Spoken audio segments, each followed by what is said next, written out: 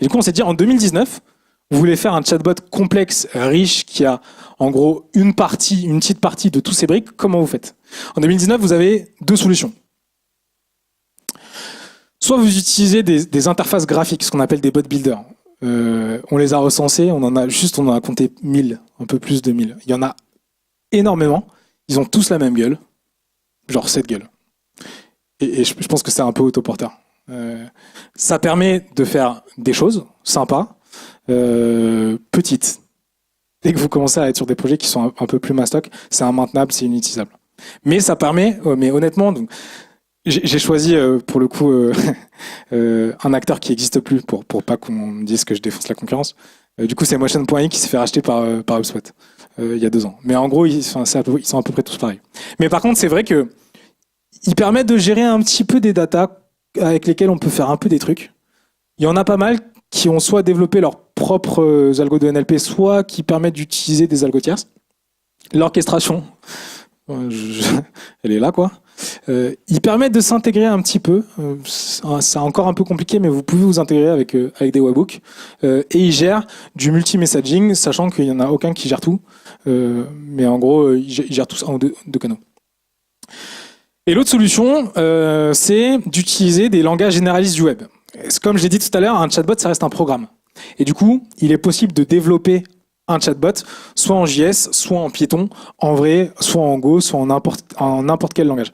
Mais les langages qui sont les plus utilisés pour développer des chatbots avec un langage du web, c'est le JS et le Python. Le JS parce que c'est le langage du web, parce que c'est le langage pour le coup qui est le plus utilisé pour faire du web, enfin avec PHP, mais j'ai jamais vu quelqu'un coder un bot en PHP. Et Python, pourquoi? Parce que c'est un langage du web, c'est un langage qui est hyper utile, et qu'en plus, c'est le langage de la data science, et c'est le langage qui est le plus utilisé aussi pour développer les algos de NLP. Du coup, ça fait du sens.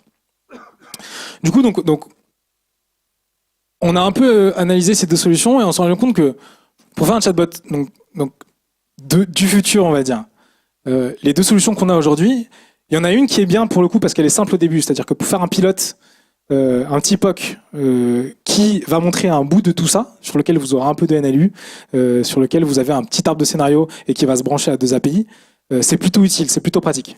Par contre, le problème, c'est que vu que c'est pas standardisé, que c'est des logiciels qui sont propriétaires, le chatbot, il est inexportable. Les différents chatbots, ils peuvent pas se parler, ils peuvent pas être utilisés, ils sont pas modulaires. Et les grosses boîtes, on travaille, un de nos clients par exemple, c'est la SNCF. Je sais pas, Karim, ils avaient recensé le nombre de boîtes de chatbots avec lesquels ils bossaient. Au tout départ, il y en avait Une soixantaine. Dans une seule boîte, il y a 60 trucs comme ça. En fait, ils peuvent pas les utiliser d'une plateforme à l'autre. S'ils marchent pas, pour le coup, on jette tout, quoi. Pas de versionning, ça scale pas, et il y a un gros vendor locking. Vendor locking, ça veut dire qu'une fois que vous avez signé avec un mec, vu que vous pouvez pas utiliser ce que vous avez fait avec lui sur une autre plateforme, vous êtes locked. Quand on regarde les langages généralistes du web, ce qui est bien avec ces langages, c'est que comme c'est de la programmation, c'est du langage, il n'y a pas vraiment de limite. Vous pouvez développer à peu près tout ce que vous voulez. Le problème, c'est que comme l'usage de ces langages, c'est pas pour faire du conversationnel, le code il est difficile à réutiliser parce qu'il n'y a pas vraiment de standard, il n'y a pas vraiment de framework. Beaucoup de boilerplate. Ça veut dire quoi les boilerplates? Ça veut dire que vous allez faire énormément de code juste pour paramétrer vos environnements, pour créer vos fonctions, etc. avant même de pouvoir commencer à développer le programme qui va vraiment, en fait, le chatbot que vous allez pouvoir utiliser, quoi. Besoin de beaucoup de développeurs sur un projet parce que ces projets qui peuvent devenir énormes parce qu'en fait, à chaque fois, vous allez coder des milliers de lignes pour faire la moindre fonction. Et le go-to-market est hyper lent parce que ça prend du temps et du coup, le ROI, il est pourri. Du coup, on s'est dit, attends, il y a un souci. Le conversationnel, c'est l'avenir. Le marché le veut. Vas-y, je t'en prie. Retour sur investissement. Tiens. Il y a donc des frameworks en JS. Il y a un framework en JS qui est hyper connu qui s'appelle Botkit, qui a été racheté par Microsoft, d'ailleurs. On va vous montrer des exemples. Ça reste des frameworks qui sont faits en JS. Et du coup, je vais vous montrer pour le coup, c'est illisible et c'est hyper dur à utiliser. Il y a un autre framework open source qui a été développé, qui cartonne pas mal, mais qui gère vraiment bien une seule partie de ces 5 blocs. Ça s'appelle Rasa. C'est un framework optimisé pour la NLP et NLU. Mais on est vraiment aux prémices. La vérité, c'est qu'il n'y a pas vraiment de framework qui cartonne. Et du coup, on s'est dit, attends. J'aime bien les gifs. Et je l'aime bien, lui. Amen. Du coup, on s'est dit, attends. Du coup, là, tu es en train de me dire que tu as un marché qui est énorme, qui est en surcroissance, sur lequel les acteurs qui peuvent nous acheter des choses ont des grosses attentes, et tu n'as aucune technologie standardisée qui a été créée. C'est hallucinant. C'est un énorme trou. Et du coup, on s'est dit, attends, est-ce qu'il n'y a pas un coup à jouer là? Vous me voyez venir. Avant de commencer à rentrer dans les développements, on a quand même essayé de prendre un petit pas de recul et se dire, attends, on va quand même se refaire l'histoire du web pour voir s'il n'y a pas des histoires similaires qui se sont passées sur d'autres technos on savait pas encore qu'on allait faire un langage. On savait pas si on allait faire un framework ou un outil ou un soft ou un SaaS, bref.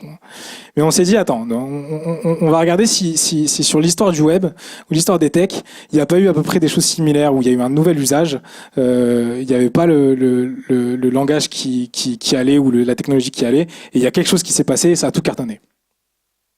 Et du coup là, je vais passer la parole à François. Comment ça marche le web?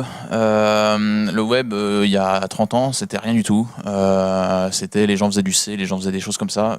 Je sais pas si vous avez essayé de faire du web en C, 42 probablement, vous avez dû, pour vous marrer un petit peu, essayer de le faire. Et vous avez galéré parce que c'est pas fait pour. C'est clairement pas fait pour. Et du coup, dans les années 90, il y a des gens qui se sont dit c'est quand même cool le web, ça serait bien si vous pouvez aller un peu plus vite et faire des trucs un peu plus ambitieux que 3 pages web qui mettent 2 ans et demi à sortir et qui coûtent 14 millions. Et du coup, il y a des langages comme JS et PHP qui ont été inventés. Pour la petite histoire, vous lirez, si ça vous intéresse, même si vous détestez tous le PHP comme tout bon développeur, vous lirez l'histoire du PHP, elle est marrante. C'est un mec qui a dit, en fait, je veux des bindings au-dessus de mon C, mais je veux pas faire un langage. Et en fait, il a fait le PHP. Ça se sent encore aujourd'hui. Je vais même prendre la télécommande, ça sera mieux, tu vois. Ensuite, on va regarder aussi ce qui se fait dans le mobile. Alors, mobile, de 2003, on avait des téléphones à clapet, fallait taper 3 fois pour écrire C.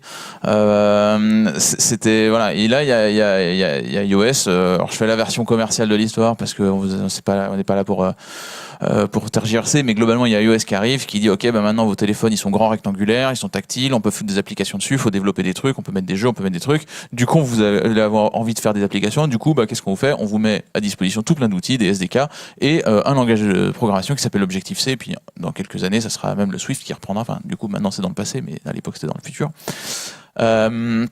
Et du coup, ils ont créé carrément leur langage, l'Objective-C et le Swift, parce que why not? On a du pognon, on a une ambition, on va le faire.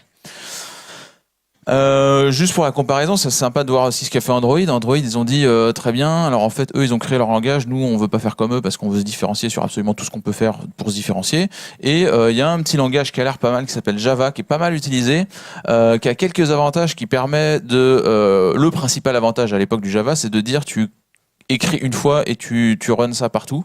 Et ils ont dit en fait on va run ça partout mais seulement sur du mobile parce qu'en fait ça va être vachement mieux d'avoir un langage qui existe déjà, on n'a pas à redévelopper le langage, mais on va vachement le spécialiser pour le mobile et maintenant il y a des tonnes d'outils, des tonnes de trucs vachement pour Android. Et puis on retrouve ça dans plein d'autres trucs. Alors là, sans aller dans des langages, on a des formats de fichiers, genre le Dockerfile qui a été standardisé par Docker pour dire tiens, décris-moi ta machine, ton container. Le JSON que j'ai pris des trucs un peu au pif, mais il y a plein de formats de fichiers ou de conventions ou des frameworks, Vue et React qui sont aujourd'hui pour faire du front. Le JS c'est bien, mais si on pouvait mettre une surcouche encore plus par-dessus pour faire des trucs encore plus facilement, c'est quand même vachement mieux. Et du coup, il y a plein de frameworks comme ça qu'on rendu totalement accessibles et totalement ultra simple, des trucs qui étaient des problèmes parfaitement insurmontables il y a encore pas si longtemps que ça. Pour quelqu'un qui a codé en 95 Vue.js, mais c'est alien quoi, ça n'a rien à voir. C'est complètement déconnant d'avoir un truc comme Vue.js aujourd'hui si on a codé en 95. C'est une autre époque. Du coup, on s'est dit tout ça, mais en fait, est-ce que voilà, ça marche comme ça. Est-ce qu'on serait pas quand même dans le même genre de situation avec un problème qui est ultra bien borné, quoi, bien scopé. On a des chatbots, on a vu, c'est toujours les 5 mêmes choses. C'est la compréhension, les messages, la mémoire, etc. C'est vraiment, on peut scoper le truc, un site web, on peut le scoper, ça commence dans le navigateur et ça finit dans le navigateur, quoi, essentiellement. C'est ultra scopé. Un chatbot, c'est pareil, c'est vraiment globalement, tous les chatbots partagent des problématiques communes et a priori, ces problématiques communes peuvent être généralisées. Et naturellement, je suis pile devant le logo parce que j'ai vachement bien préparé le fait que ça allait apparaître à gauche. Tada. Le CSML. Et donc, la résultante de notre réflexion sur tout ça, on s'est dit, un langage, ça sert à quoi? Ça sert à résoudre des problèmes généralisables. Le chatbot, c'est un problème généralisable.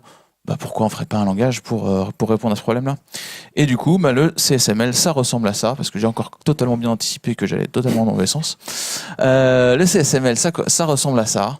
C'est une syntaxe ultra simple, basée sur des concepts totalement accessible à n'importe quelle personne et pas n'importe quel développeur, mais vraiment on a en tête des gens qui n'ont pas forcément développé. On fait des workshops régulièrement dans nos locaux ou chez nos clients avec des gens qui sont pas développeurs du tout, et à la fin ils ont leur petit bot qui fait des petites choses sympas, et du coup donc voilà, le CSML nous permet, en créant un langage, de créer une couche d'abstraction par-dessus toute la complexité de créer un chatbot pour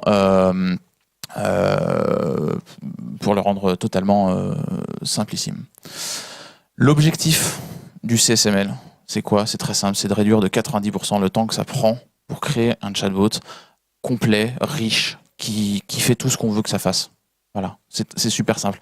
Et c'est pas juste une lubie.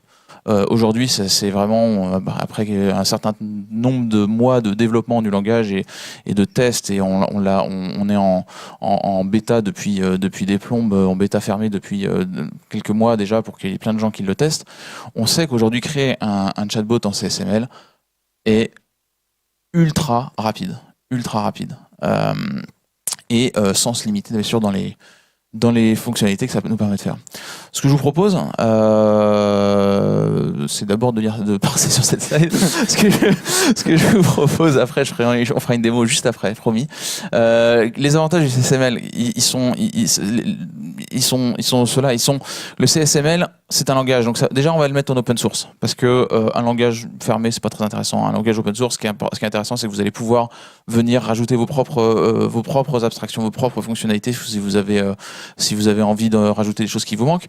Vous allez aussi pouvoir l'essayer chez vous et l'installer chez vous, on-premise, offline, sans même avoir à nous demander quoi que ce soit, parce que ça permet, c'est limitant, quoi. Donc du coup, vous voulez l'installer chez vous, vous le prenez, vous l'installez.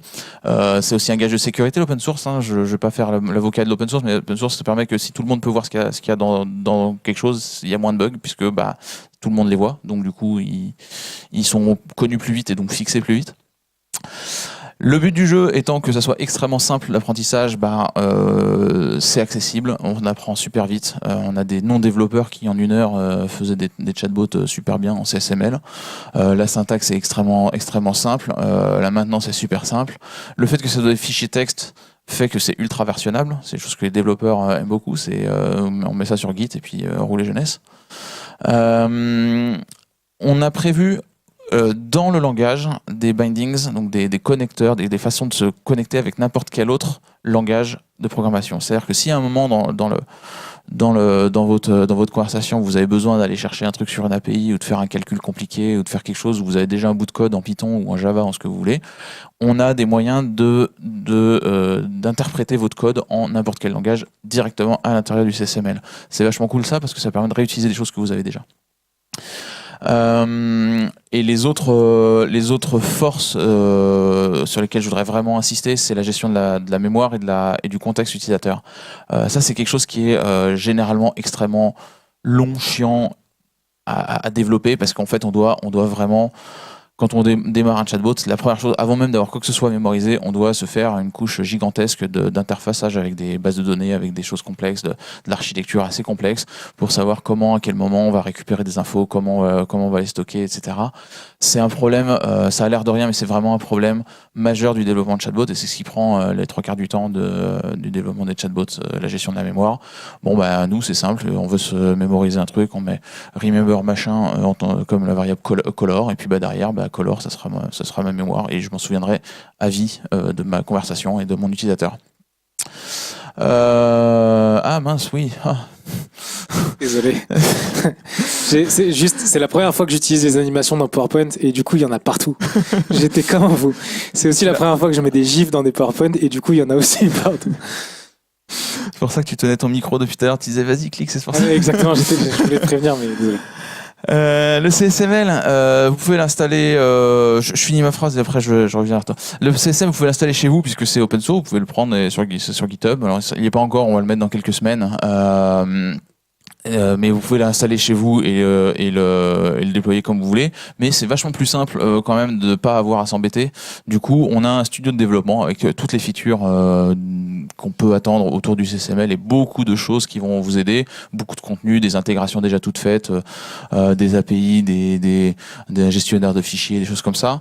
Ce qui va vachement vous aider en fait si vous voulez développer et puis tester immédiatement à droite ce que vous voulez. Donc c'est ça qu'on va vous montrer dans une démo. Mais avant. Mais du coup, c'est gratuit? Du coup, si c'est ce qui est open source, de toute façon, tu peux le prendre chez toi, l'installer chez toi, et j'ai même pas à le savoir. Donc, du coup, de fait, oui. Le studio là qu'on va vous présenter dans quelques secondes, tu peux t'y inscrire derrière. Il n'y a pas de carte bleue, il y a rien. Tu y vas, tu testes, tu fais ce que tu veux. Voilà. Pour répondre à ta question, oui, c'est gratuit. Mais Là, c'est du coup, CEO. comment vous gagnez de l'argent? Comment on gagne de l'argent? Ouais, t'occupe pas de ça. T'inquiète. Non, mais alors, comment les acteurs de l'open source gagnent de l'argent?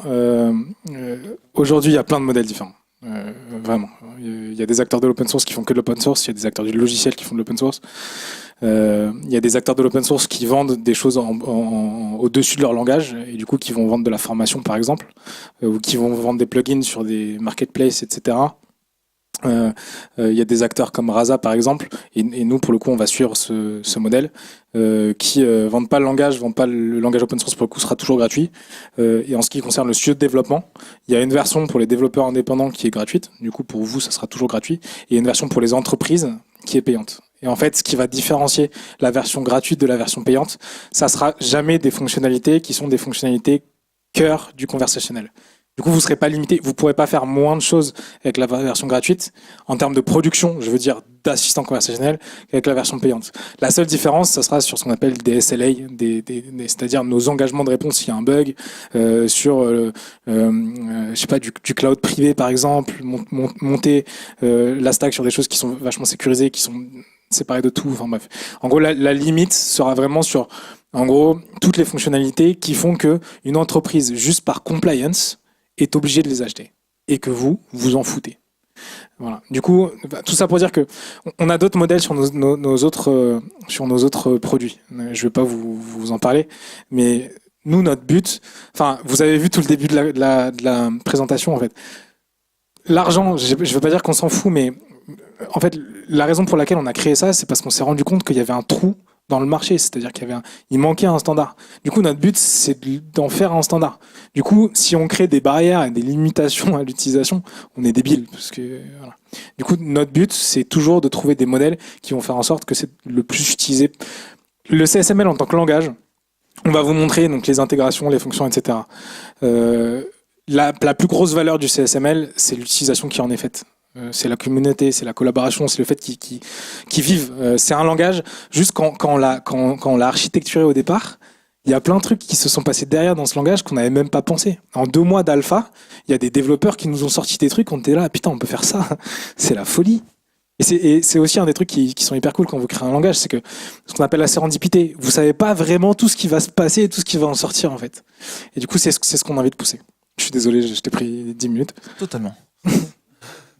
Démo, l'occasion pour moi de vous introduire Bastien, que les plus 42 d'entre vous connaissent déjà probablement, mais qui est donc CEO de Clévy et un de mes associés qui va m'assister sur cette démo, surtout coder pendant que je parle, ou je vais parler pendant qu'il code, comme vous voulez. Là, on va faire un truc qui est hyper dangereux et que les gens font jamais. C'est une démo en live sur l'environnement de prod. Mais peut-être T'es un produit en bêta. Parce que là, pour l'instant, on voit ton... La dernière mise en prod, c'était hier soir. Les derniers fixes, c'était tout à l'heure. Tout ça pour dire que peut-être que ça va marcher, peut-être ça va bugger. Si ça bug, ça patine un peu, bah, je reprendrai le micro et je vous ferai des blagues. Souvenez-vous de Bill Gates avec Windows 95. Ouais, exactement. Je sais pas de quoi tu parles, mais souvenez-vous de ça. Alors, ce qui est formidable, c'est que l'écran est complètement coupé, donc j'espère qu'il n'y aura pas des trucs trop à gauche et trop à droite, mais c'est pas grave. Et je vais essayer de trouver un endroit pour me mettre pour pas masquer tout, donc là, je pense que c'est bien. Du coup, ce que je vous propose, et en même temps je vous demande pas tellement votre avis, c'est qu'on fasse une petite démo de je vais partir de zéro et je vais créer un bot complet qui fait du support informatique. J'ai cassé mon iPhone, j'ai besoin d'un remplacement, comment je fais, etc. Un cas d'usage somme toute assez standard. Du coup, je vais vous introduire le principe de la syntaxe du langage. Déjà sur cette plateforme-là, donc on a une partie éditeur à gauche, une partie preview à droite, c'est-à-dire que vous cliquez sur Run et hop, ça vous lance le chatbot à droite. Ça permet de très vite itérer, de voir immédiatement ce qu'on fait. Donc là, Bastien qui tape, du coup je vais essayer de parler moins vite, ce qui va lui mettre moins la pression. Donc la syntaxe, donc say, tous les flows commencent par un start. Du coup, c'est-à-dire qu'on arrive sur un flow de conversation. Un flow de conversation, c'est simple, c'est un sujet de conversation. C'est-à-dire que je peux mettre tout dans un même flow, mais généralement je vais pas avoir le même contexte d'utilisation si je demande à mon pote qu'est-ce qu'il veut aller voir au cinéma ou qu'est-ce qu'il aime manger le soir. Si je fais un chatbot sur le réservé des billets de cinéma, bah, je vais avoir une partie sur voilà, quel film tu veux, à quel endroit, quelle séance, ensuite mets ta carte pour payer les billets. Et puis ensuite, si je fais une partie, si ensuite je dis bah, qu'est-ce que je peux aller manger ensuite, c'est un autre sujet de conversation, hop, ça serait un deuxième flow où là je dirais ok, bah, c'est quoi les restaurants à côté du restaurant, du cinéma, parce que je sais déjà que la personne elle est au cinéma. Voilà, c'est un peu ça l'idée, c'est que les flows c'est vraiment des sujets de conversation. Donc un flow commence par start, c'est-à-dire que automatiquement le bot va commencer par aller aller dans l'étape start. Les étapes c'est ces blocs là avec le nom des étapes, et à chaque fois pour passer d'un bloc à un autre on fait go to machin, on va à machin et on exécute ce qui se passe dedans. Alors là ça commence à devenir sympa. Donc say hello so you broke your phone again, ça c'est ça veut juste dire affiche un texte qui dit ce qu'il y a là-dedans. Si je veux voir non pas un texte mais une image, alors là je vais dire say image, et là je mets directement l'URL de l'image et hop ça va automatiquement formater, quelle que soit l'interface sur laquelle je me trouve, l'image comme il faut. Donc si vous êtes sur Messenger, ça mettra une image, si vous êtes sur Teams, ça mettra une image, si vous êtes sur Slack, ça mettra une image. Dans tous les cas, ça mettra une image bien formatée pour le canal de communication que vous utilisez. Ensuite, je vais lui poser une question, je vais lui dire, je vais lui demander s'il a bien entendu essayé de l'éteindre et de rallumer. S'il y a des fans de The IT Crowd dans la salle, vous aurez probablement deviné de quelle image il s'agit dans la ligne juste au-dessus. Donc je lui pose la question et je lui dis, ok, est-ce que tu as essayé? Donc je lui affiche deux boutons, un bouton oui, un bouton non. Et ensuite je lui dis attends, parce que là c'est à l'utilisateur de répondre. Est-ce que tu as essayé de l'éteindre et de rallumer? Il faut que l'utilisateur dise oui, le bot il doit s'arrêter. Donc on doit dire au bot, ok, arrête-toi là, pour cet utilisateur-là, tu t'arrêtes là, et t'attends qu'il te réponde. Et quand il te répond, bah, tu reprends simplement ici. Donc si la personne elle dit oui, on va à tel step suivant, et si la personne elle dit pas oui, on lui dit bah, essaye déjà de le redémarrer, et là on dit go to end. End ça veut dire fin de la conversation. Si la personne revient, on recommence une nouvelle conversation, on revient au début, au start. Et donc là on va pouvoir lui poser quelques questions, les unes à la suite des autres. On va lui demander de qualifier un petit peu son besoin. Alors en l'occurrence là on va lui dire c'est quoi ton modèle de téléphone. On va peut-être lui afficher, alors en fonction de son modèle de téléphone, on va lui afficher une petite vidéo qui va l'aider à résoudre son problème par lui-même. Donc là en l'occurrence s'il a un Samsung, donc petite fonction, si dans la réponse je trouve Samsung, c'est que probablement la personne a la Samsung. sauf s'il essaie de jouer des blagues, il dit j'ai pas un Samsung. Mais du coup, si on trouve Samsung, on va lui donner une vidéo, il va pouvoir la regarder, nous dire ah bah tiens, faut peut-être appuyer sur tel bouton, etc. Je sais pas ce qu'il y a dans la vidéo. Et on va aussi créer un ticket. Alors, créer un ticket, donc là, on va s'intégrer avec un outil de ticketing. Là, on va prendre Zendesk pour l'exemple, mais après tout, ça peut marcher avec n'importe lequel, ServiceNow, peu importe ce que vous voulez, ou même un fichier Excel quelque part, enfin, vraiment strictement ce que vous voulez. Et pour s'intégrer avec ServiceNow, qu'est-ce qu'on fait? On va utiliser une fonction. Si tu veux, quand tu auras fini, tu reviendras au début de la ligne. Sans vouloir te commander. Sans vouloir te commander. Il est en PLS. Bastien, il est en PLS. C'est pas comme s'il n'y avait pas 2-3 développeurs dans la salle.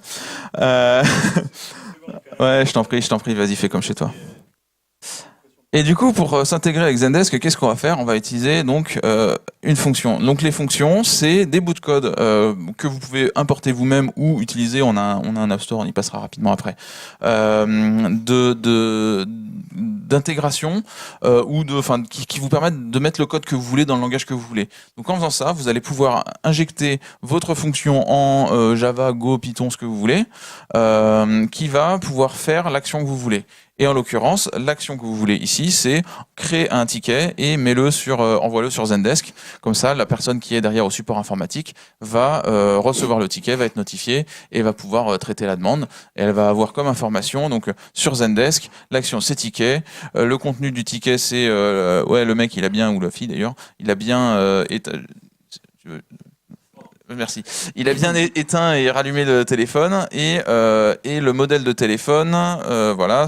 Donc le sujet du ticket, c'est le Samsung, enfin en l'occurrence la variable phone model. Donc là en l'occurrence il avait dit Samsung. S'il a dit Samsung, c'est Samsung. S'il a dit autre chose, c'est autre chose. Donc arrive dans le sujet du truc. Et entre temps, on a une petite victoire parce que Bastien il a save le flow et pour l'instant on n'a pas de bug. Ouais, c'est bien. Ouais. Parce que je te voyais coder depuis tout à l'heure, j'ai dit s'il y a une merde qui arrive, on perd tout, c'est fini, on rentre chez nous. Ouais.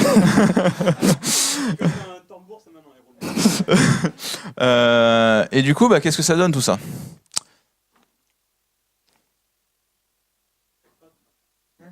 Voilà. Et donc, on va dire oui, parce que si on dit non, il va probablement me dire de le redémarrer. Moi aussi, il va dire non, sinon, et puis on fera oui après. Donc là, il va me dire vas-y, redémarre. Et du coup, on va recommencer parce que bon.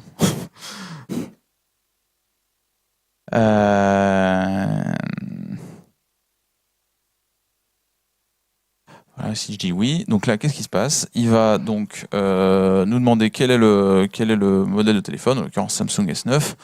On aurait pu taper autre chose, mais comme on avait préparé la vidéo pour Samsung, il valait mieux que ce soit un Samsung.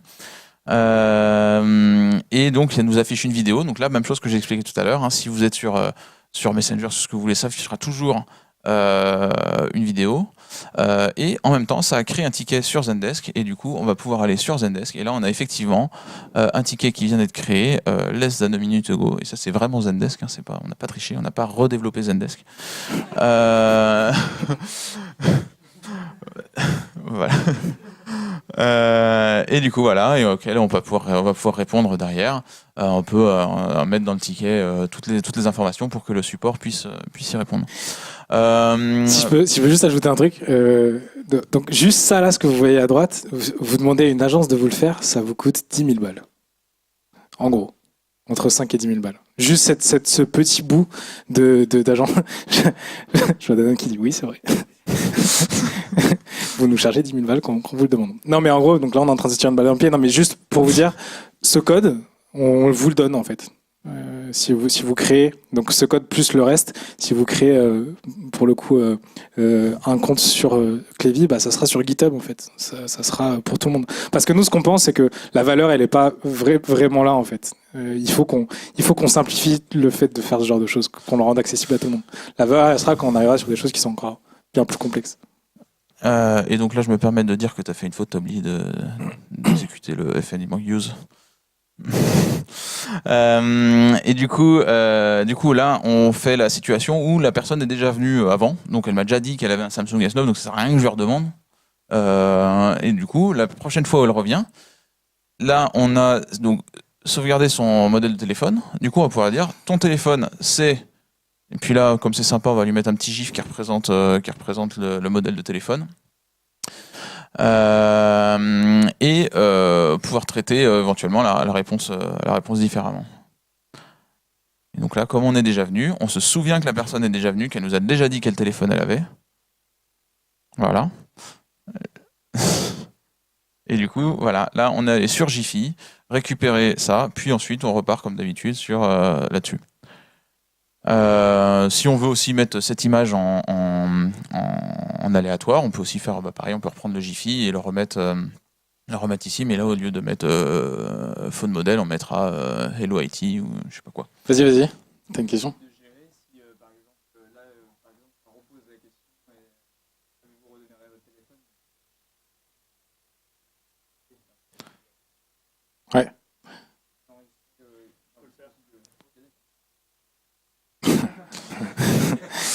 On l'arrête plus. Il est chaud. Tu veux bien commande R juste une seconde? Est-ce que c'est quand Niel, là? t'as zoomé, les zooms pètent un peu le truc. Est-ce que ce gif, il vous fait pas penser à quelqu'un qui a créé cette école, par hasard? Mais non, pas du tout, c'est pas Niel. Je dis ça. Pardon. C'est Rhino Industries. Ok. Enfin. Du coup, l'idée, c'était donc, prendre le micro pour qu'on entende. Donc, pour récapituler, donc l'idée, c'était de se dire qu'est-ce qui se passe si, par exemple, on dit à la personne redémarre ton téléphone et que la personne relance ensuite, repose la question après avoir redémarré son téléphone. La question, c'est de savoir est-ce que on peut savoir que la personne a bien redémarré. En tout cas, savoir qu'elle est déjà passée dans le flow. C'est ça? Ouais. Ok. On va faire ça. Je t'en porte-micro, en fait. Si au porte-micro, t'as dit. Merci. Ça fait plaisir. Bien. Alors. Donc, ce qu'on va faire là, c'est qu'on va. J'ai bien le café en plus. Stop Tap Nation. Donc là, on va faire remember, je sais pas moi, remember one has not turned off. Donc on va mettre une variable pour dire en fait, l'utilisateur il est passé une fois dans ce flow-là sans avoir redémarré son téléphone. Et ensuite, ce qu'on peut faire la prochaine fois, c'est lui dire, alors là, je vais juste vous montrer le principe, mais dire ici, en premier lieu, on pourrait dire if of turned on égale 1. Dans ce cas-là, on peut lui dire, on peut dire directement go to et l'étape ici, create tickets. C'est ça qui est cool avec les GoTo, c'est que ça permet vraiment de se déplacer, pour le coup, dans le bot, de manière hyper simple et non linéaire. Et puis on a trouvé les go-to un petit peu désuets, le charme un petit peu des bandes magnétiques. Va à tel endroit sur la bande, c'était rigolo. Et puis aucun langage qui fait des go-to maintenant, c'est dommage. Enfin si, maintenant il y a CSML. Ah oui, tu montres que ça marche, ce que tu as dit.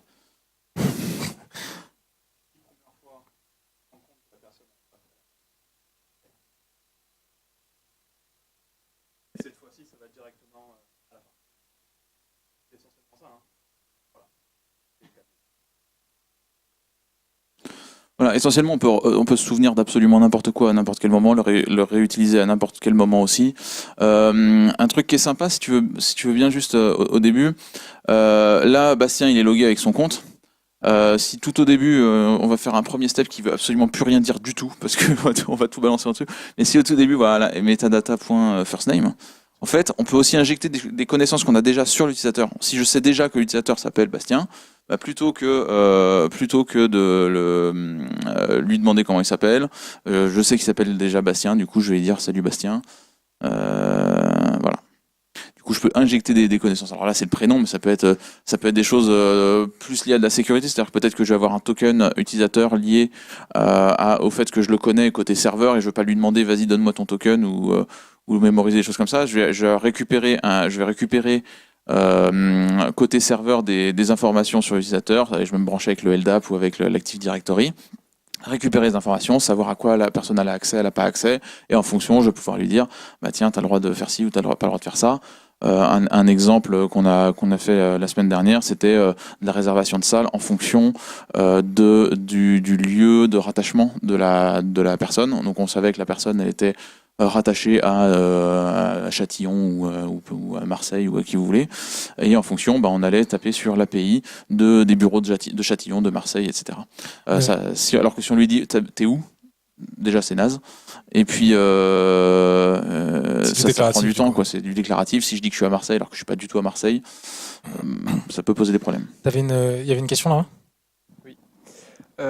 Vu que vous utilisez des GoTo et des labels pour naviguer en fait dans le flow, comment on peut faire des fonctions et des sortes de fonctions de macro quoi. Ok, super. Si tu- du coup, bah, on va passer un tout petit peu sur les autres fonctionnalités de la plateforme. Ici, on a, parce que ça y répond à la question, c'est pas que je squeeze ta question, c'est que ça va y répondre.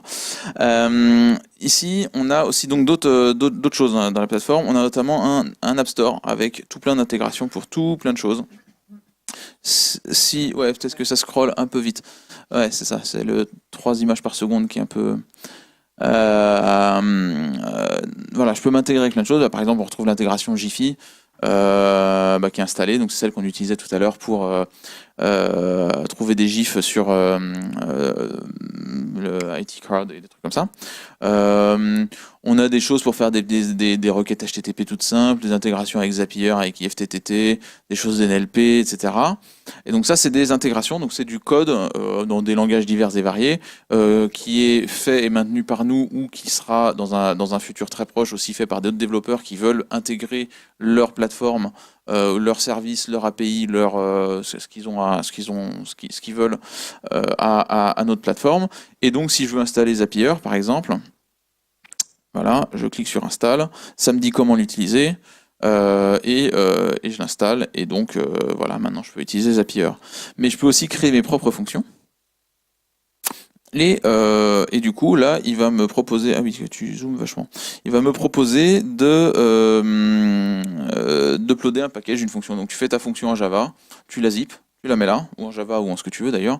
Tu la zip, tu la mets là.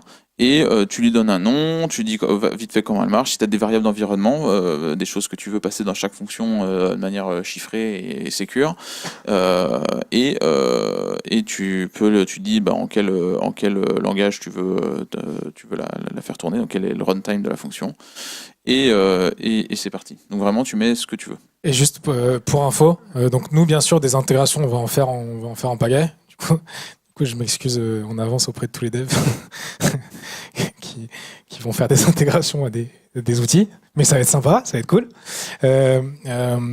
Mais bien sûr vous pouvez faire l'intégration que vous voulez. Juste là vous voyez à peu près une trentaine d'intégrations. Ça nous a pris à peu près 2 jours de toutes les faire. On a créé un système, un boilerplate, et vous pouvez voir le système, qui fait que créer une intégration conversationnelle mais devient hyper simple, quoi. Du coup, une intégration unitaire, ça peut vous prendre si elle n'est pas hyper complexe. Bon, après, il va falloir que vous tapiez la doc de l'API, c'est normal. Bah, après, voilà, c'est comme ça pour tout le monde. Mais en tout cas, c'est hyper simple. Le but étant aussi que si vous ayez des intégrations qui cartonnent, bah, vous les fassiez les partager à la communauté, quoi. Comme on a dit, c'est hyper communautaire. Du coup, si vous avez créé une application qui est, bah, comme je disais, de la reconnaissance visuelle, de l'OCR, un truc qui fait de l'analyse sonore, enfin des trucs canon, quoi, ou une application même de paiement, à un moment on va la faire. Si vous voulez la faire avant nous, bah faites-la et faites-la partager à la communauté. Nous on les reliera un petit peu et celles qui sont les plus pertinentes, on les mettra en natif dans la plateforme. Sachant aussi le fait de pouvoir mettre vos propres fonctions dans votre compte fait qu'il n'y a que vous qui pouvez l'utiliser par contre. Ouais, si vous avez votre propre code pour vous intégrer à votre application totalement privée sur vos services ou juste parce qu'en fait vous êtes les seuls à utiliser ce système-là, c'est pas spécialement que c'est secret ou quoi que ce soit, c'est juste il n'y a pas grand monde qui l'utilise, ou vous allez faire un bout de code un peu spécifique sur un truc, vous pouvez le mettre et personne d'autre n'y aura accès, il y a juste vous. Alors, je crois que vous êtes Vous avez mal compris en fait ma question. Ouais. Je parlais pas des fonctions natives à intégrer, Ok. je parlais des fonctions par rapport à votre langage. Ok. Du coup, de faire une macro en CSML pour C'est ça. réutiliser du CSML. C'est ça. Alors, il y a deux choses qui. Donc, la roadmap du CSML, elle est. Pareil, elle va être. On attendait le lancement pour la mettre en open roadmap, mais donc elle va être ouverte dans les jours qui viennent. Il y a deux choses qui vont arriver. Une bientôt, une un peu moins bientôt. Une bientôt, c'est la notion d'import. C'est-à-dire que tu crées un autre flow CSML et tu peux réutiliser des steps.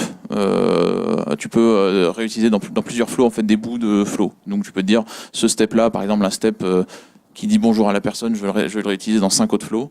Bah, je le réimporte à ce moment-là. Donc ça c'est une première chose. La deuxième chose c'est plus spécifiquement sur les macros.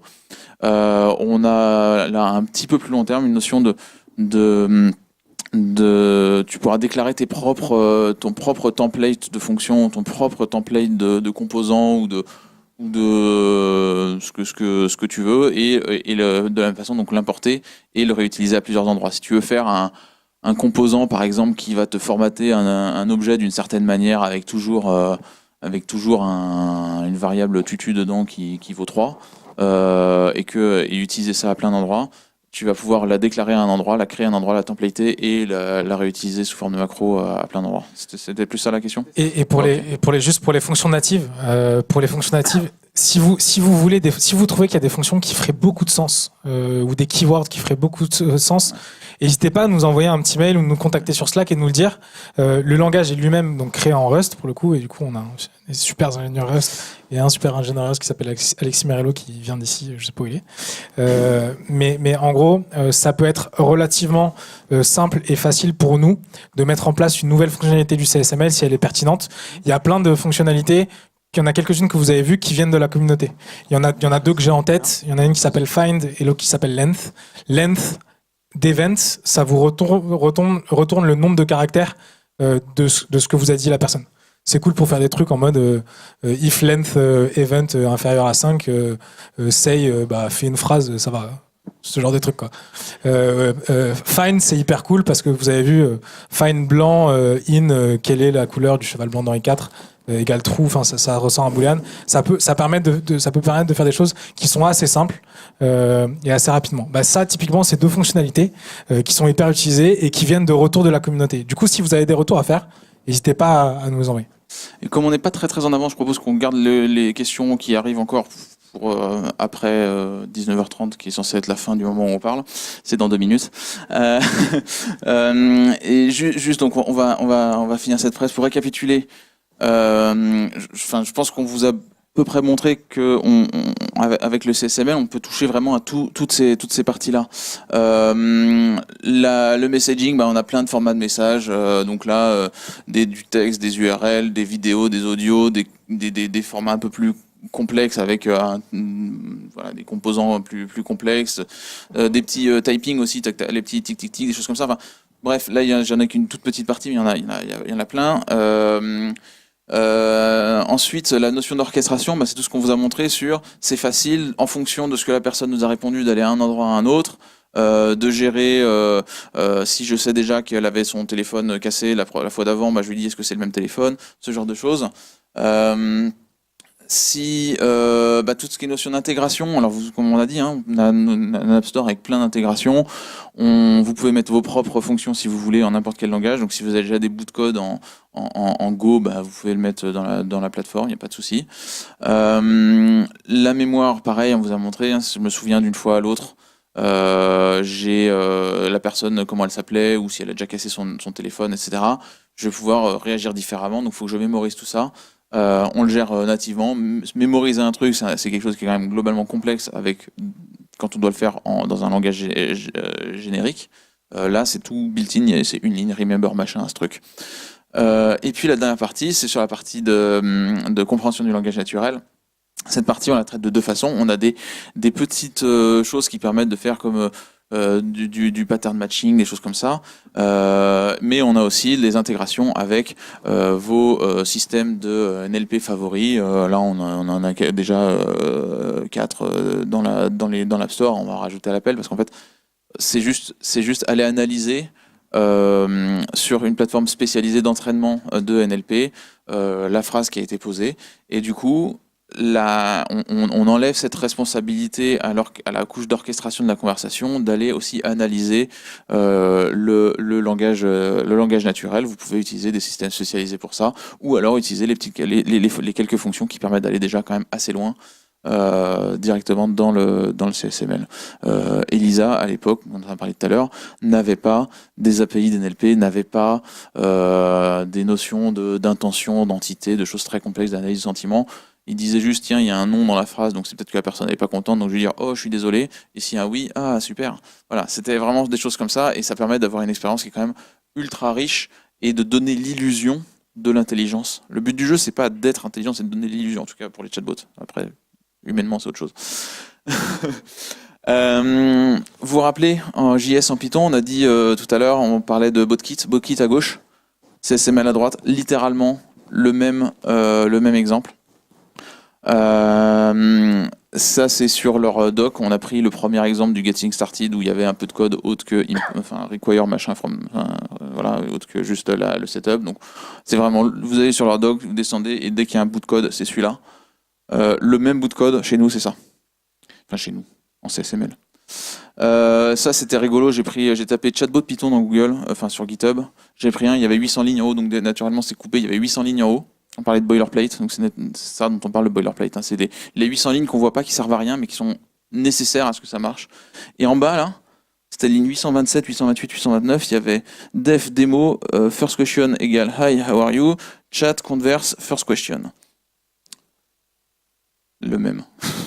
Juste 3 lignes, mais les boilerplates, ils y sont pas. Littéralement le même.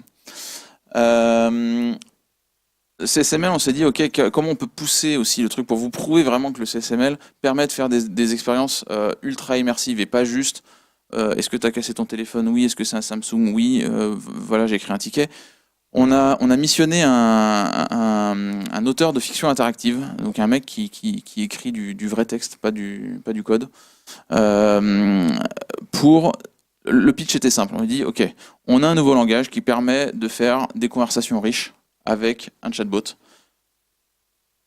Vas-y, c'est tout. Enfin, c'était ça le pitch. Fais ce que tu veux. Et il nous a sorti un jeu qui est d'une durée de vie entre 30 et 60 minutes, selon comment il y a plusieurs chemins, il y a plusieurs façons de faire. Où en fait c'est l'histoire d'un mec qui se crache en avion dans la jungle et il nous parle et puis il faut l'aider à sortir de la jungle. Alors il dit attends, j'entends un truc, il faut analyser ce que si à un moment on entend ce qu'on entend avec lui, est-ce que quel animal ça peut être, il y a des images, il y a des choses, on doit l'aider à se repérer, il y a un moment en fonction de la météo qui fait actuellement dans un endroit en jungle, là tout de suite on peut prendre le chemin de gauche ou le chemin de droite, enfin des choses comme ça, c'est super immersif. Ça dure 30-60 minutes de jeu. Le code est sur GitHub. Du coup, vous pouvez le prendre, l'installer, le regarder. C'est vraiment super sympa. Et vous pouvez vous en servir comme template pour faire vos propres jeux aussi. Exactement. Et il y a vraiment la plupart des fonctionnalités qu'il y a dans le CSML sont dans ce jeu. Et puis voilà, essentiellement, c'est sympa, quoi. C'est sympa de se dire qu'on peut faire un jeu entièrement en CSML. Et pour vous donner un ordre de grandeur, le développement, sachant que la personne n'avait jamais entendu parler de CSML avant que je l'appelle au téléphone, le développement du jeu s'est fait sur 2 mois parce que il y a plein d'allers-retours, mais le temps de développement était de quelques jours seulement. Du coup, c'est là où je sais que quand on vous dit qu'on veut réduire de 90% le temps de développement, une personne qui est non développeur, qui a jamais entendu parler du langage avant, en quelques jours sort un jeu de 30 à 60 minutes. Voilà.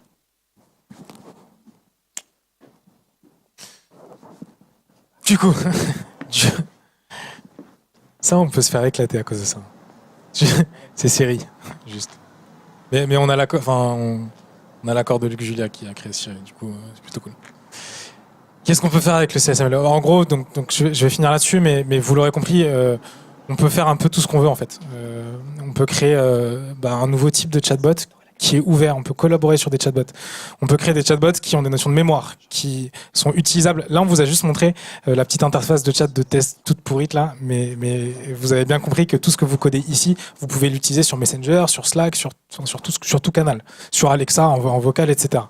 Le CSML, il vous permet de créer des chatbots et des agents conversationnels qui vont faire appel à toute fonction existante. Ça veut dire quoi? Ça veut dire qu'avec le CSML, aujourd'hui, on peut créer des chatbots qui peuvent utiliser toute technologie qui existe dans le monde. Je vous parlais de reconnaissance faciale, je vous parlais d'OCR, je vous parlais de tout ce que vous voulez. Vous pouvez en gros créer des chatbots. Vous pouvez collaborer dessus, vous pouvez les versionner, vous pouvez les télécharger, vous pouvez les uploader, vous pouvez les faire se parler entre eux. Vous pouvez totalement avoir un chatbot sur lequel un output est un input d'un autre chatbot. Enfin, ça ouvre. Je crois pas vraiment iRobot c'est cool, mais j'y crois pas trop. Mais en tout cas, ça ouvre un potentiel qui est assez énorme. Nous, ce qu'on veut, c'est que bien sûr, il soit utilisé un peu pour tout, en B2C, pour du jeu, pour tout ce que vous voulez. En entreprise, donc nous, notre cœur de métier, c'est quand même l'enterprise, c'est quand même les entreprises. On voit déjà un ensemble de cas d'usage qui est énorme en termes automatisation conversationnelle. Un chatbot qui va vous aider à faire des choses, qui va faire plusieurs actions, qui va se connecter. Par exemple, Bastien, pour le coup, la dernière fois, ce qu'il a codé, c'est on a un client. Ce qui se passe, c'est que sur le terrain, quand les agents vont sur le terrain, c'est Bouygues Construction, je crois. C'était, faut pas dire de nom, mais bref, un acteur de la construction et du bâtiment, qui envoie des agents, et les agents, quand ils arrivent sur le terrain, ils doivent envoyer 3 mails à une personne pour qu'il leur fasse un purchase order. Ce purchase order, il faut qu'il soit validé par une autre personne. Une fois qu'il est validé, il faut qu'il soit renvoyé à l'agent qui est sur le terrain pour qu'il puisse commencer à bosser sur un projet. C'est des choses qui prennent énormément de temps, et comme vous avez 4-5 process avec 4-5 personnes qui sont sollicitées sur le process, s'il y en a un qui coupe, à un moment le process il se fait jamais. Là pour le coup il a créé un petit chatbot pour les agents qui fait que quand ils se connectent, il donne 2-3 informations. Ça va se connecter à une API qui va générer le PDF automatiquement, qui va demander la signature électronique à une personne. Ça va prendre la signature électronique et ça va automatiquement revenir vers l'agent. Et ça fait économiser énormément de temps, énormément de process. Et tout ça, ça a été, je sais pas, tu l'as développé en combien de temps, Bastien? Un dimanche soir, non? Ouais. En 4 heures. Voilà. Ce genre de choses. C'est en gros commencer à créer des processus, des workflows, des robots qui peuvent simplifier la vie des gens. Du coup, je vais finir là-dessus, mais on a besoin de vous, on a besoin des devs. Pour le coup, on n'y arrivera pas sans la communauté. Ce langage, sa seule limite, c'est un peu l'imagination des développeurs et des personnes qui l'utilisent. Et du coup, soyez imaginatifs, quoi. Et n'hésitez pas à nous solliciter. Pour le coup, comme je l'ai dit, le studio il est en bêta. Du coup, il y a des trucs qui sont pétés. Il y a plein de manières pour le coup de nous joindre. Il y a un Slack. Quand vous inscrivez, vous avez un petit rond en bas à gauche dans le studio sur lequel vous allez voir, il y a un Zendesk, il y a un email, il y a un Slack, il y a pas mal de manières de nous contacter. Si vous voulez vous inscrire à la bêta, vous pouvez soit donc scanner le QR code, soit aller voir Josua pour leur donner le mail, et on vous créera des accès. Et vous pouvez déjà avoir accès du coup donc à la plateforme, au site, à la documentation qui est aussi en constante évolution. Et ensuite, voilà, vous pouvez passer aussi sur Clévy pour voir ce qu'on va faire. Voilà, nous on est hyper chaud. Pour être honnête, ça fait 18 mois qu'on bosse là-dessus. On a un peu bossé dans l'ombre parce que le milieu conversationnel, c'est un milieu qui est un peu agressif. Du coup, il faut se protéger avant qu'on ait des choses à montrer. Comme on fait de l'enterprise, on n'a jamais montré ce qu'on fait. C'est vraiment la première fois qu'on s'ouvre au monde. Du coup, on est hyper content. On espère que vous allez vous éclater à l'utiliser, que vous allez nous faire des retours et qu'on va avoir un GitHub qui va exploser sur lequel on pourra tous partager ce qu'on fait. Voilà. C'est tout pour la conf. On va passer au Q&A. Merci beaucoup. Merci à tous.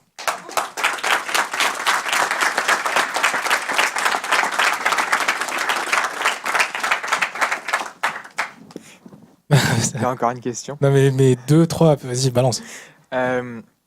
Votre langage, en fait, on a des API sur Node.js ou d'autres technologies comme ça pour l'interpréter, en fait. Des runtime. Oui. Tu sais ce que c'est un runtime? C'est un langage interprété. Je serais toi, je lui retournerai la question. Et toi, tu sais ce que c'est un runtime? Putain, La réponse peut être drôle. C'est quand même lui le CEO. C'est moi le CTO, c'est lui le CEO. Je fais des claquettes. Ouais, je vais laisser le CTO répondre. Dis Jamy, c'est quoi un runtime? En fait, la façon dont ça fonctionne, c'est que si tu veux mettre, tu vas exécuter ton code en Java ou en je sais pas quoi dans le CSML via ce qu'on a montré tout à l'heure avec les fonctions. Par contre, la brique, le moteur conversationnel lui-même, il est accessible par web service. Donc en fait, ce qu'on va mettre sur GitHub te permet de le lancer via, si tu connais Docker, tu fais Docker Run machin, et ça te le lance sur ta machine. Et en fait, tu fais des calls HTTP et ça te dit bah là, faut que tu répondes ça, là, faut que tu dises ci. Et ça marche de plusieurs manières. Il y a un peu d'asynchrone, il y a un peu de synchrone. Enfin, voilà, il y a une doc un peu complète là-dessus, mais le principe est que tu t'y connectes de la même façon que tu te connectes à n'importe quel web service, sauf que bah, c'est toi qui le gère, ou alors en l'occurrence, il n'est plus à l'écran, mais dans le studio qu'on a montré, donc en bas à gauche, il y a une partie marquée channel, et là tu crées un channel de type API, et en fait, ça te donne une URL, tu l'appelles et ça te retourne des trucs. D'accord. Donc, on aura un paquet sur NPM pour utiliser votre langage de programmation. Pas sur NPM, parce qu'en fait, on peut pas run du. Alors oui, ok, 2 secondes. Tu auras peut-être un SDK sur NPM qui sera une interface qui fera les calls HTTP pour toi pour appeler ce truc-là. Mais c'est pas le moteur ne sera pas dans du NPM sur NPM. C'est vraiment c'est comme un serveur web, sauf que là c'est un serveur conversationnel. D'accord. Voilà. J'aurais pas pu te répondre tout ça. Merci François. D'autres questions? Bonsoir. La base de données que vous utilisez pour mémoriser les réponses, c'est quoi? Ok. Donc le principe aussi est qu'on puisse être assez universel, et en fait donc la couche de mémorisation à long terme, on va dire, donc tout ce qui est vraiment les remember machin. Là, ce qu'on utilise là précisément sur la version en ligne, c'est du DynamoDB. Parce qu'on est sur AWS tout simplement, et que c'est pratique, c'est scalable, c'est rapide, c'est tout ce que tu veux. C'est dommage que Jordan soit parti. Mais la version que tu peux télécharger, en fait toute la partie comment dire, base de données, elle est microservicée, et du coup on aura un connecteur pour MongoDB, pour SQLite, tout ce que tu veux en fait. C'est pas un problème en fait.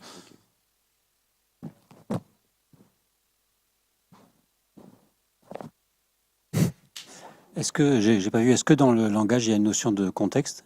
Ouais. C'était la partie où à un moment, quand Bastien arrivait, il disait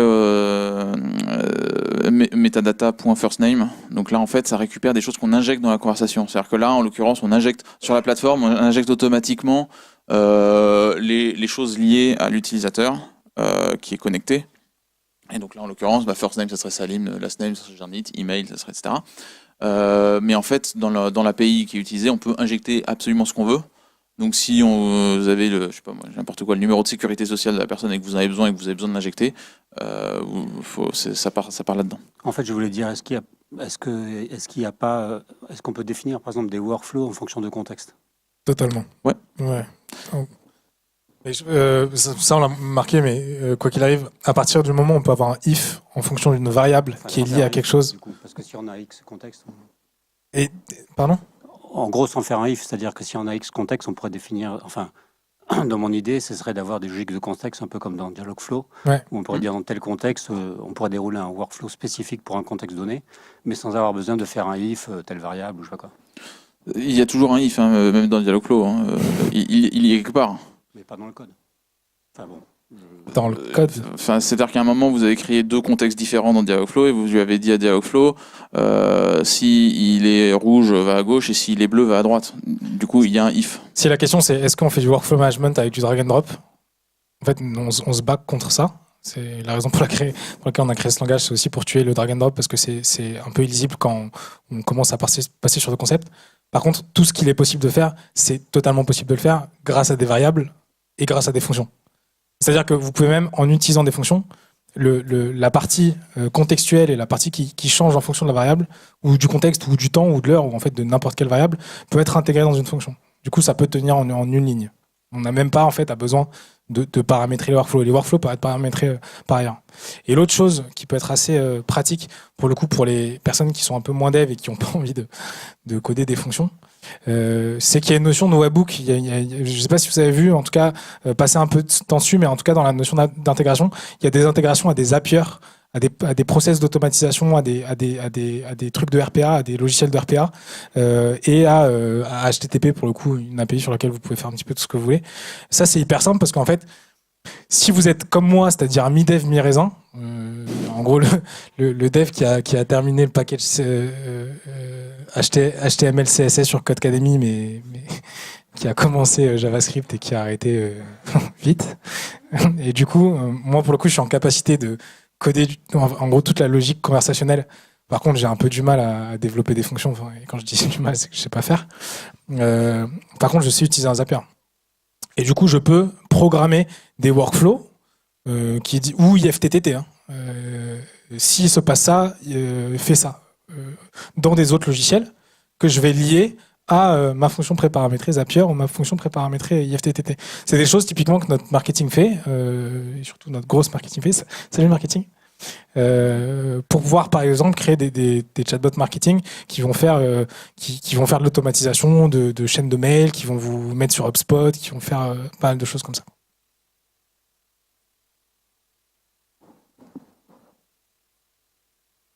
D'autres questions? Ouais.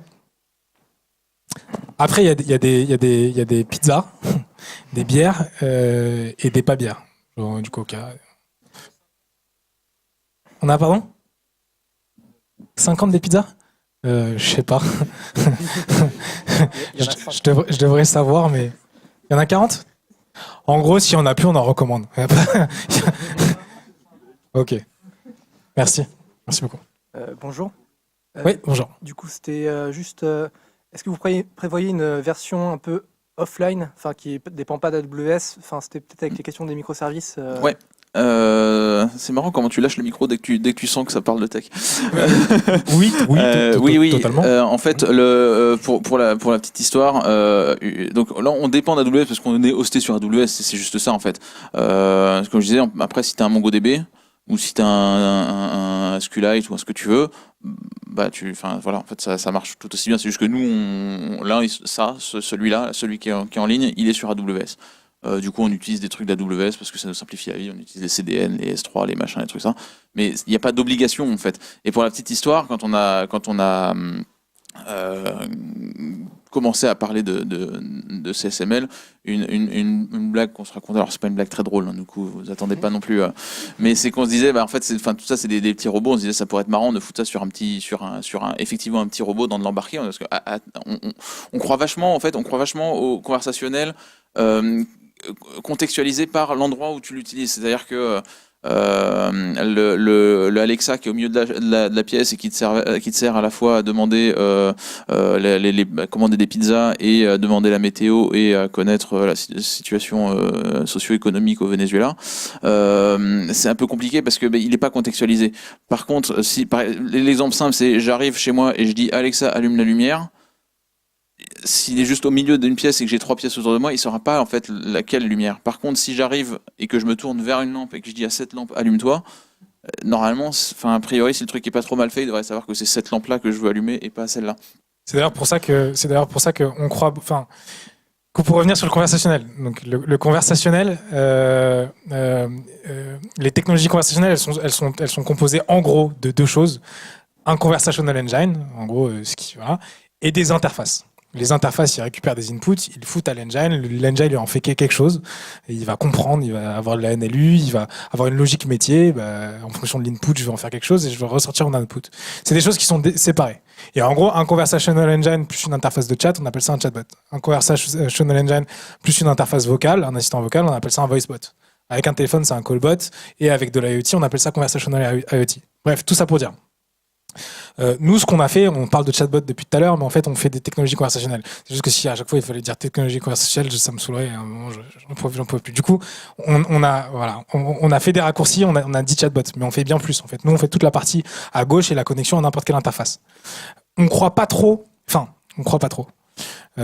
la question du vocal, j'en ai parlé un petit peu tout à l'heure. Les assistants vocaux On y croit, mais on y croit moins que ce qu'on appelle le conversational IoT. Pourquoi ? Parce qu'en fait, un assistant vocal, comme disait François tout à l'heure, il n'est pas contextualisé. Et du coup, le problème de l'assistant vocal, c'est le même problème que Siri. Si tu fais tout, tu sais rien. Siri, on peut lui demander combien de choses ? Des millions. Il y a des millions de chasses. Salut Siri. Merde, il m'écoute. D'utiliser Siri. Il y a des millions de manières d'utiliser Siri. Vous l'utilisez pourquoi Siri ? Pour votre réveil, pour appeler votre mère et pour faire des notes, quoi. Enfin, on l'utilise tous pour 3 trucs au maximum. Parce qu'en fait, il y a tellement de manières de l'utiliser que c'est hyper difficile de savoir quand il faut l'utiliser. En fait, l'usage, on s'y habitue pas. Alexa, c'est pareil. Alexa, vous l'utilisez pour, joue-moi du jazz, allume la lumière si vous avez une huée et que vous faites kiffer. Mais en gros, Alexa, des skills, il y en a 80 000. C'est des 80 000. Enfin, juste, on n'en utilise presque pas. Parce que y a pas en face d'un Alexa, on stresse, on panique. Qu'est-ce que tu veux ? Qu'est-ce que je peux te demander, quoi ? Mais par contre, une machine à café, vous êtes en face d'elle, vous n'allez pas lui demander la météo. Vous allez lui demander de faire un café. Au pire, un espresso, ou etc. Le contexte est porté, l'onboarding, en fait. C'est une notion de contexte, une notion d'onboarding. L'onboarding est porté par l'objet en lui-même.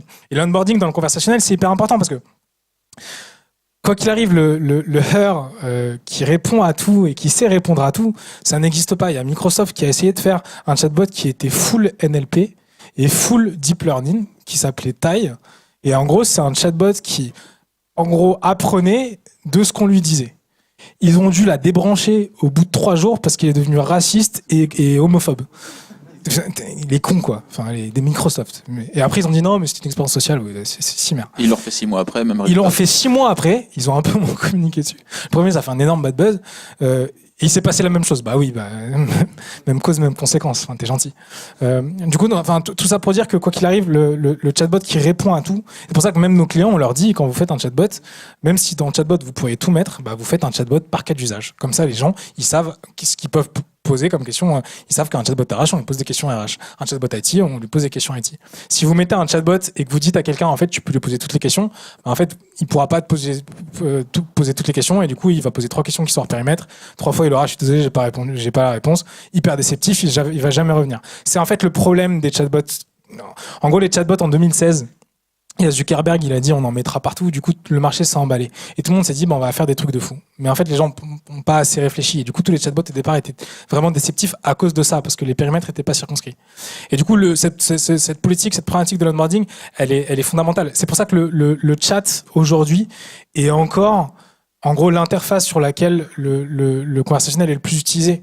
Parce qu'en fait dans une interface de chat, vous pouvez envoyer plein de messages. En UI, en design UI, vous pouvez envoyer plein de messages. Ça, la taille de là où vous tapez du texte, c'est un message d'onboarding que vous envoyez à l'utilisateur. Vous lui dites, si tu tapes des phrases qui sont trop longues, tu pourras pas voir le début, de toute manière, du coup, tape des phrases courtes. Mais ça, pourquoi c'est fait ? Mais c'est parce qu'en fait, la NLP, les phrases qui sont hyper longues, elle peut pas les comprendre. Le premier message dans le chatbot, dans le chatbot, les chatbots qui marchent bien vous disent comment l'utiliser. Tu peux l'utiliser comme ça, voici mes raccourcis, je sers à ça, je sers à ça. Et c'est pour ça que ça marche mieux. Du coup, voilà. Donc, juste pour revenir sur la notion du vocal, on croit beaucoup plus dans ce vocal qui va être contextualisé à l'objet. Le CSML, il a été fait en Rust. Une des raisons pour lesquelles le CSML a été fait en Rust, parce que le Rust, je ne sais pas si vous connaissez, donc c'est un langage qui a été développé par des développeurs de Mozilla à partir des années 2010-2011. C'est un langage qui est hyper léger et hyper bas consommateur de ressources, qui a été fait... Je vois Alexis qui me regarde. Alexis, si je dis quelque chose de mal, tu me dis. Et du coup, c'est hyper utile pour faire de l'embarqué, pour pouvoir faire des technologies. Et du coup, le but, nos next steps, un jour, à un moment en roadmap, on le mettra en roadmap, c'est que vous puissiez embarquer l'engine et vos bots dans de l'embarqué, en offline, dans des chips, dans tout ce que vous voulez en fait. Et que vous puissiez aussi vous servir du CSML quand on aura racheté Snips. Non, peut-être pas, mais en gros, que vous ayez un peu une version Snips plus légère et plus simple à utiliser, que vous puissiez mettre un petit peu partout. Du coup, il a fini ma phrase. en 2 mots, j'ai été synthétique. Je m'emballe un peu parce que j'aime bien le sujet, mais la réponse était oui. La réponse D. Ouais, moi j'avais une question par rapport à la couche NLP pour savoir à quel point le langage peut aider au processing du langage. Par exemple, typiquement sur la question quelle est la marque du téléphone, si le gars il répond c'est pas un Samsung, c'est un iPhone. Est-ce que le bot est capable de comprendre la négation Techniquement, il n'y a rien qui nous l'empêche, puisqu'on va pouvoir aller s'interfacer avec une API d'NLP, les nôtres ou pas les nôtres, peu importe, qui a été entraînée sur ces problématiques-là. Mais en fait, la problématique d'entraînement d'NLP est une problématique un peu différente d'une problématique de richesse de conversation. Si tu as besoin d'un truc surentraîné sur la notion de est-ce que c'est un iPhone, un machin, un truc, tu vas la surentraîner précisément un point précis. Par contre, si demain je te demande la recette de la tarte aux pommes, il va pas savoir répondre, il va pas même le détecter, il va même pas comprendre ce que c'est qu'une pomme. Du coup, c'est tout comme on va pas développer dans Clevy Zendesk, dans le CSML Zendesk, on va pas développer dans le CSML non plus un truc surentraîné sur une problématique de NLP précise. Tu vas faire appel à différentes choses. Par exemple, tu peux avoir pas forcément besoin de savoir ce qu'il y a dans la phrase en termes de est-ce qu'il y a des iPhone, Samsung ou ce que tu veux. Tu vas peut-être avoir besoin par contre de savoir si il est content ou pas. Donc tu vas avoir besoin que de sentiment analysis. Du coup, tu vas aller taper un système de sentiment analysis. Tu vas peut-être avoir besoin de savoir justement des choses plus spécifiques sur un domaine ou sur un autre. Ou alors de la traduction, qui sont aussi des problématiques d'NLP, ou alors, la NLP est un domaine super vaste, et en fait, tu as souvent besoin de un truc de la NLP. Et donc, du coup, tout ce qui est de la notion de précisément, j'ai besoin de cet outil de NLP là parce qu'il fait exactement ce taf là, sur une phrase, sur un truc, j'ai besoin de récupérer une variable, genre le TGV va à Marseille, t'as besoin de récupérer Marseille, j'ai rien contre Marseille, ça fait 2 fois que je parle de Marseille, mais tu vas aller taper la bonne intelligence artificielle qui a été entraînée pour ton use case, et peut-être que 2 phrases après, tu vas aller taper autre chose de traitement de NLP parce que tu as besoin d'un autre truc. En fait, l'idée, c'est que on va pas te limiter à te dire on met un moteur d'NLP qui fait ça et ça et t'es fucked si tu veux autre chose. On va te dire on a des trucs dedans qui te permettent de déterminer des choses. On va en rajouter parce que ça a de l'utilité et on va les spécialiser sur des petits bouts de domaine. Et si tu as besoin par contre de t'intégrer avec autre chose parce que tu as entraîné ton Dialogflow, ou tu as entraîné ton Lex, ou tu as entraîné ton ce que tu veux, tu vas pouvoir aller utiliser ces trucs-là spécifiquement pour ton besoin au moment où tu en as besoin, de la même façon que tu as besoin d'un système de ticketing, tu as besoin d'un système de réservation de quelque chose, tu as besoin de... Voilà. C'est vraiment... Ça, c'est des briques externes que tu vas pouvoir appeler au moment où tu en as besoin, et le reste du temps, 99% du temps, tu n'en auras pas besoin. T'as déjà utilisé différents outils de NLP ? Non, pas forcément, mais non, mais c'était plus oui, du coup, ça répond à ma question. En gros, la couche NLP, faut l'importer de l'extérieur. Et nativement dans le langage, il n'y a pas de NLP. Mais du coup, l'avantage, c'est que tu vas pouvoir choisir la bonne NLP qui est bonne pour le moment où tu en es. Et paf, te dire, je vais être obligé d'entraîner une NLP pour gérer tout ce que mon bot gère. Parce qu'en fait, c'est ça qui est problématique. C'est-à-dire que tu vas pouvoir vraiment spécialiser les moments où tu as besoin d'NLP, parce qu'entraîner la NLP, ça prend du temps, donc ça coûte ultra cher. Et ce qui sera natif dans et je terminerai peut-être là-dessus, comme ça on pourra peut-être poser les questions quand on sera au cocktail. Mais ce qui est natif dans le langage, c'est des manières de consommer des éléments qui viennent de la NLP. Typiquement des entités. On a des manières de consommer une entité du coup qui va être sortie par un algo de NER qu'on va prendre en externe, ou on va prendre les nôtres mais qui est une fonction, et en gros on va pouvoir nativement gérer cette entité comme variable, par exemple.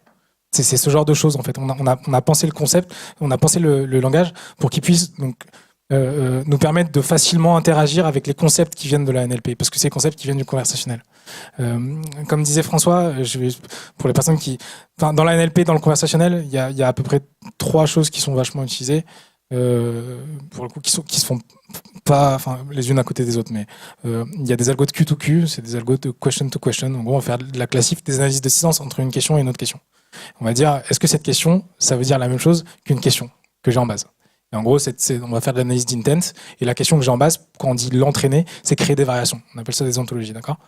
Il y a d'autres algos qui font du question to answering. C'est-à-dire qu'en gros, on pose une question, on comprend ce que la personne veut, et ce qu'elle veut, on l'a cherché dans un texte. On va la chercher dans une réponse, on va pas la chercher dans une question. Et il y a d'autres algos qui sont spécialisés sur la reconnaissance d'entités. Typiquement, j'aimerais partir en vacances. Partir, on va savoir que c'est un verbe qui veut dire quelque chose. Vacances vient de cette catégorie. Je veux manger des pommes. Je sais que pomme, j'ai reconnu que pomme, c'est des algos qui sont encore différents.